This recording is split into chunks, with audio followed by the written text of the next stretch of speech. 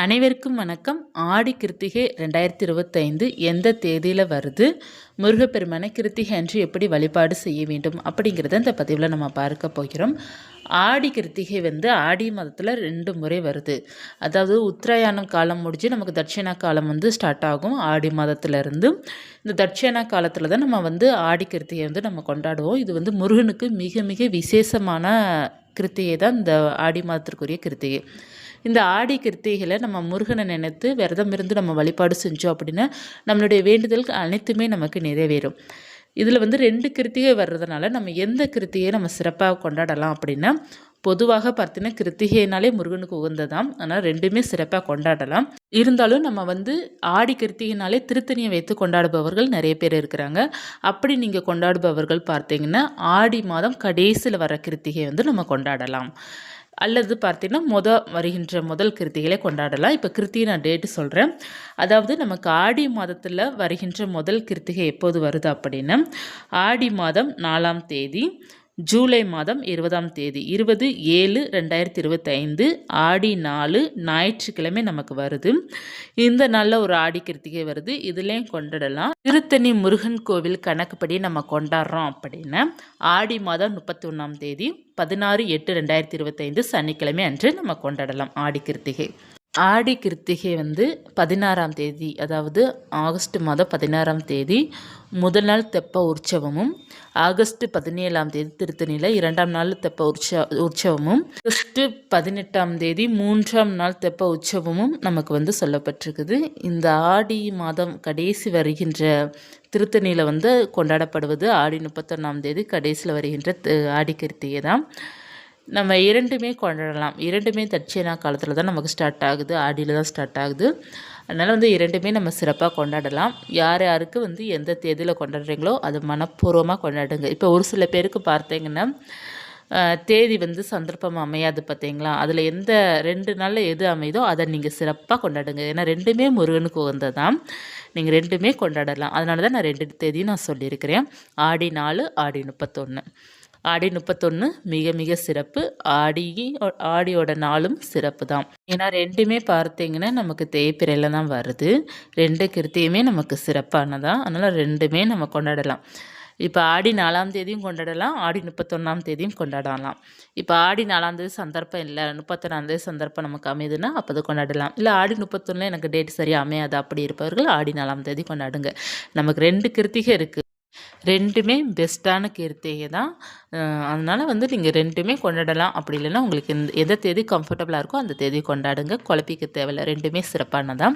இப்போ இந்த ஆடி கிருத்திகை என்று நம்ம எப்படி கொண்டாடலாம் அப்படின்னா, காலையில் சீக்கிரமாக எழுந்திரிச்சிடணும். எழுந்திரிச்சு குளிச்சுட்டு முருகனுக்கு தீபத்தை ஏற்றி வைத்துட்டு நம்ம வழிபாடு செய்யணும். மாலை 6 மணிக்கு மேலே மறுபடியும் நீங்கள் ஒரு 6 தீபம் ஏற்றி வச்சுக்கோங்க.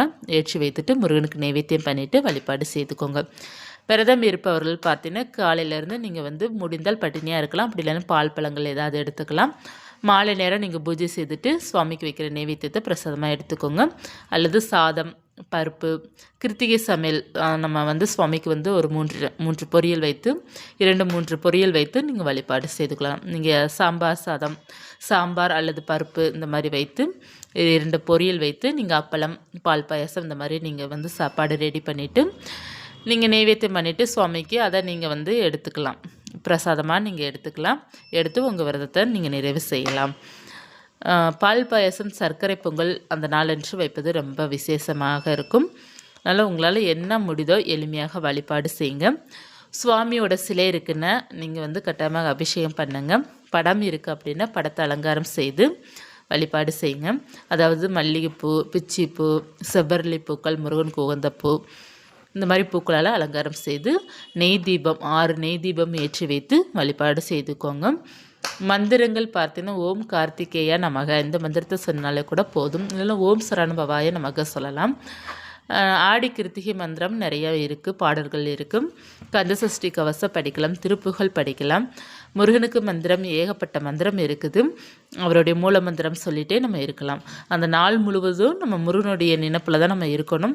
முருகனுடைய அருள் நமக்கு கிடைக்கணும் அப்படின்னா அந்த நாள் முழுவதும் நீங்கள் முருகனை சிறப்பாக வழிபாடு செய்யும்போதும் அவருடைய அருள் உங்களுக்கு பரிபூர்ணமாக கிடைக்கும். இந்த நாள் ரொம்ப சிறப்பாக உங்களுக்கு அமையணும் அப்படின்னா முருகன் கோயில் பக்கத்தில் இருக்கிற முருகன் கோயிலுக்கு போயிட்டு நீங்கள் பால் வாங்கி கொடுங்க. அதாவது நீங்கள் அபிஷேகத்திற்கு ஏதேனும் பொருள் வாங்கி கொடுங்க. தேன் வாங்கி கொடுக்கலாம். மஞ்சள், சந்தனம், இளநீர், நம்ம வந்து வஸ்திரம் கூட வாங்கி கொடுக்கலாம். இல்லைன்னா வேல் தானம் நீங்கள் இந்த நாள் பண்ணலாம். நம்மளால் என்ன முடியுதோ அது செய்யலாம் முருகனுக்கு. அப்படி பண்ணும்போது முருகருடைய அருள் வந்து பரிபூர்ணமாக இருக்கும். எளிமையாக நம்ம கொண்டாடினாலும் சரி, உங்களால் முடிந்த அளவுக்கு நீங்கள் கொண்டாடினாலும் சரி, உண்மையான பக்தியோடு நீங்கள் கொண்டாடும் போது அது உங்களுக்கு 100% நல்ல பலன் கொடுக்கும்.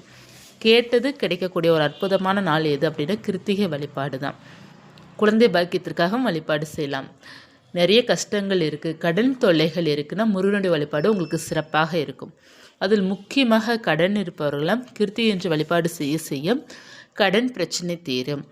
நிறைய பேர் வந்து குழந்தைக்காக நீங்கள் வந்து ஹாஸ்பிட்டலில் போயிட்டு அலைஞ்சிட்ருக்கிறீங்க, ஒரு பாசிட்டிவ் ரிசல்ட்டே கிடைக்க மாட்டேங்குது அப்படின்னு ஃபீல் பண்ணுறீங்க அப்படின்னா இந்த கிருத்திகை என்று வழிபாடு செய்யும்போதும் உங்களுக்கு நல்ல ஒரு பாசிட்டிவான ரிசல்ட்டு நிச்சயமாக கிடைக்கும்.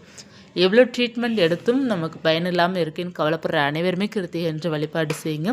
முருகனே வந்து உங்களுக்கு குழந்தையாக பிறப்பார். திருமண தடைகள் இருக்குது அப்படி இருந்தாலும் நம்ம கிருத்திகை என்று வழிபாடு செய்யலாம். எல்லா சகலத்திற்குமே முருகனை வந்து இந்த கிருத்திகை என்று வழிபாடு செய்யும்போதும் நமக்கு எல்லாமே கிடைக்கும், நல்லதே நடக்கும். முருகனே நம்ம கூட இருப்பார். அவ்வளோ சக்தி வாய்ந்தனால தான் இந்த கிருத்திகை. நமக்கு வந்து உத்தராயண காலம் முடிச்ச பிறகு தட்சிணாயன காலம் வரும் பார்த்தீங்களா, அது தொடக்கத்தில் நமக்கு ஆடி கிருத்திகை. அதனால் அது ரொம்ப சிறப்புக்குரியதாக இருக்கும். நமக்கு மாதம் மாதம் வந்தாலும் இந்த தை கிருத்திகும் ஆடி கிருத்திகும் நமக்கு ரொம்ப சிறப்பாக சொல்லப்பட்டிருக்குது. இந்த நாளன்று வழிபாடு செய்யுங்க, உங்களுக்கு சிறப்பாக உங்களுக்கு அமையும். இந்த நாளை வந்து மிஸ் பண்ணிடாதீங்க, குழப்பிக்காதீங்க. ரெண்டுமே பெஸ்ட்டு தான். தேதியில் வந்து நீங்கள் எது கொண்டாடணும்னு விருப்பப்படுறீங்களோ அதை நீங்கள் கொண்டாடலாம். இந்த பதிவு உங்களுக்கு பயனுள்ளதாக இருக்கும்னு நினைக்கிறேன். இருந்தால் லைக் பண்ணிக்கோங்க. இது போன்ற தகவலுக்கு சேனலை சப்ஸ்கிரைப் பண்ணி வச்சுக்கோங்க. நன்றி.